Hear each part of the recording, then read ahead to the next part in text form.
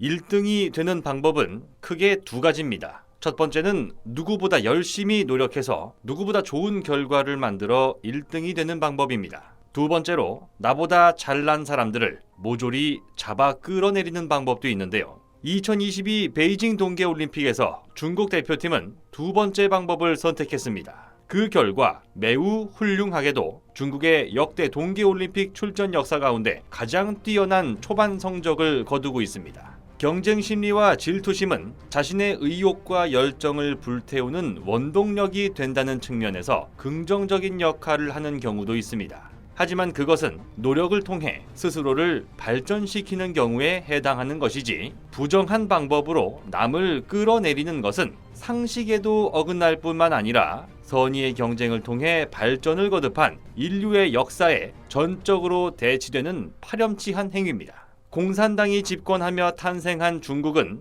중화민국이라고도 불리는 대만과의 마찰 때문에 1958년 올림픽위원회를 탈퇴했습니다. 그러다가 1980년 제13회 레이크 플래시드 동계올림픽부터 다시 참가하기 시작했는데요. 하지만 중국은 20세기에 열린 동계올림픽 대회에서 단 한 개의 금메달도 획득하지 못했습니다. 반면 대한민국은 1992년 알베르빌 동계올림픽에서 김기훈 선수의 맹활약으로 사상 첫 동계올림픽 금메달을 따내며 쇼트트랙 강국으로서의 입지를 다지기 시작했습니다.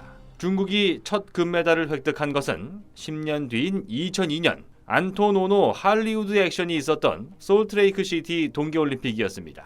직전 대회였던 2018년 평창 동계올림픽에서 한국과 중국의 격차는 더 벌어집니다. 한국은 금메달 5개를 포함해 총 17개의 메달을 따내며 종합 7위에 오른 반면 중국은 금메달 1개와 은메달 6개, 동메달 2개로 16위에 머물렀습니다.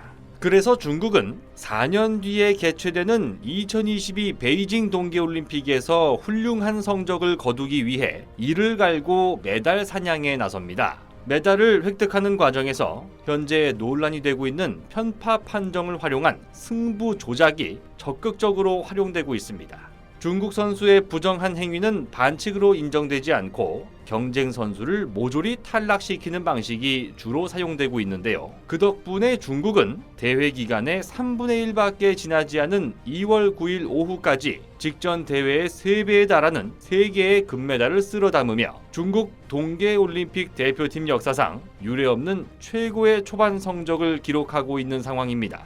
중국은 미국과 함께 G2라 불리며 세계 2대 강대국으로 평가받고 있습니다.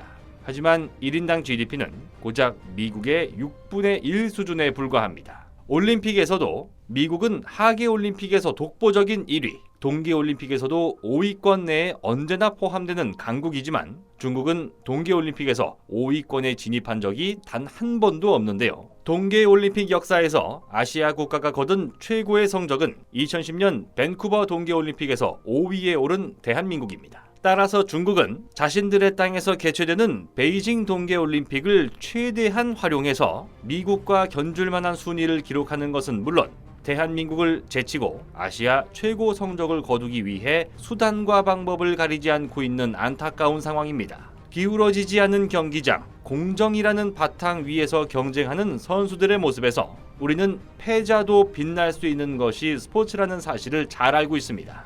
결과는 비록 기대에 미치지 못하더라도 최선을 다해 한계를 뛰어넘으려는 선수들의 노력이야말로 인류의 삶을 발전시킨 원천이기 때문입니다. 하지만 이번 중국 동계올림픽에서는 승자도 손가락질을 당할 수 있다는 것을 여과 없이 보여주고 있는데요. 남은 기간이라도 진정한 스포츠 정신과 함께 부정한 방법에 맞서 정정당당하게 경기를 펼치는 대한민국 선수들의 멋진 경기를 볼 수 있기를 기대합니다. 곧 새로운 내용으로 다시 찾아뵙겠습니다. 좋아요 버튼과 구독 버튼을 눌러주시면 더 좋은 내용으로 보답하겠습니다. 감사합니다.